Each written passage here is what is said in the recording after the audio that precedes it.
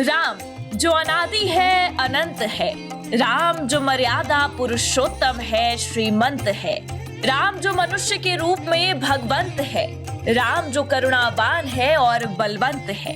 उन्हें अपने ही घर में विराजमान होने के लिए कई शताब्दियों का इंतजार करना पड़ा। राम को उनकी ही जन्मभूमि पर उनका अस्तित्व वापस दिलाने के लिए उनके भक्तों को करना पड़ा सदियों तक संघर्ष।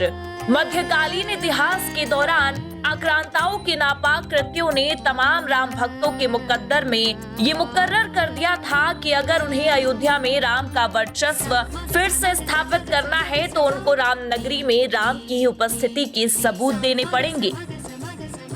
लेकिन आखिरकार घोर अंधकार भरी वो रात छटी और हुआ सुंदर सवेरा, जब राम भक्तों ने कानूनी लड़ाई जीती और उनके हिस्से में आई वो पावन तारीख 22 जनवरी 2024। लंबे अरसे के इंतजार के बाद राम एक बार फिर अयोध्या आए और भगवान राम की भव्य, दिव्य और नव्य अयोध्या वापसी पूरी दुनिया ने देखी। पूरा विश्व आस्था और भक्ति से सराबोर उस ऐतिहासिक पल का साक्षी बना। राम की वापसी ने पूरे अयोध्या की फिजाओं को रोशन कर दिया। इंटरनेशनल एयरपोर्ट हो, 5 स्टार होटल्स या फिर अन्य इंफ्रास्ट्रक्चरल डेवलपमेंट, राम की वापसी से अयोध्या के विकास को भी नए पंख लगे। साथ ही अयोध्या की छवि में भी 4 चांद लग गए। रामलला के विराजमान होने के लगभग 1.5 साल बाद अब एक बार फिर अयोध्या दुल्हन की तरह सज चुकी है। श्री राम के भव्य मंदिर निर्माण की एक और गौरवशाली गाथा का शुभारंभ हो चुका है। 25 नवंबर को होने वाले ध्वजारोहण महोत्सव की तैयारियां परवान पर चढ़ चुकी हैं। 5 दिवसीय इस ध्वजारोहण महोत्सव की शुरुआत भी हो चुकी है। 20 नवंबर को सरयू तट से भव्य कलश यात्रा के साथ इस महोत्सव की शुरुआत हो गई। यह अनुष्ठान 25 नवंबर विवाह पंचमी के शुभ मुहूर्त तक चलेगा, जिसका मुख्य आकर्षण वो पल होगा जब स्वयं प्रधानमंत्री नरेंद्र मोदी मंदिर के 191 फीट ऊंचे मुख्य शिखर पर केसरिया ध्वज फहराएंगे। मंदिर निर्माण कार्य के लगभग पूरा होने का प्रतीक ये ऐतिहासिक पल राम नगरी को एक बार फिर वैश्विक पटल पर आस्था और संस्कृति के केंद्र के रूप में स्थापित करेगा। उत्तर प्रदेश के मुखिया योगी आदित्यनाथ के मार्गदर्शन में पूरे अयोध्या को दुल्हन की तरह सजाया गया है और इस आयोजन के लिए व्यापक तैयारियां भी की गई हैं।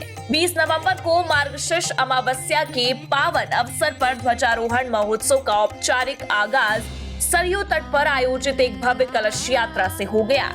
श्री राम जन्मभूमि तीर्थ क्षेत्र ट्रस्ट के सदस्य डॉक्टर अनिल मिश्र ने संत तुलसीदास घाट पर सरयू जल का वैदिक पूजन किया, जिसके बाद ये यात्रा शुरू हुई है। इस धार्मिक शोभा यात्रा में 551 से अधिक महिला श्रद्धालु अपने सिर पर कलश रखकर शामिल हुई, जो सरयू का पवित्र जल लेकर राम मंदिर परिसर पहुंची। उनके आगे 151 वैदिक छात्र ध्वज लेकर चल रहे थे, जिससे पूरा माहौल भक्तिमय हो गया।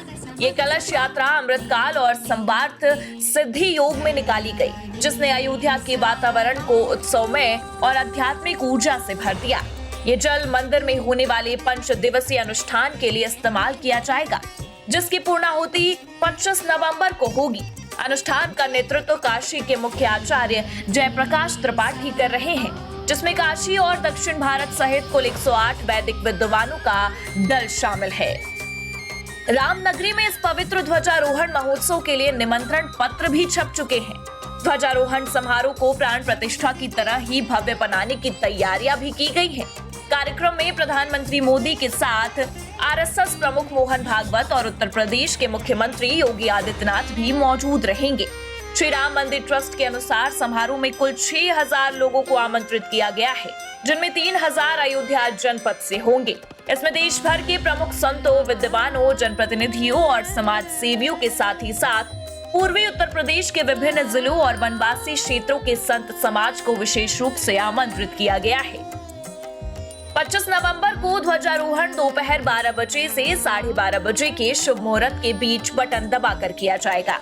बता दें कि मंदिर का मुख्य शिखर 161 फीट ऊंचा है, जिसके ऊपर 30 फीट का बाहरी ध्वज दंड लगाया गया है, जिससे ध्वज कुल 191 फीट की ऊंचाई पर लहराएगा। ये केसरिया ध्वज ज्वला, प्रकाश, त्याग और तप का प्रतीक होगा। इस पर प्रभु श्री राम के सूर्य वंश का द्योतक सूर्य परमात्मा का प्रथम नामाक्षर ओम और अयोध्या का राजवंशीय चिन्ह कोविदार वृक्ष अंकित होगा।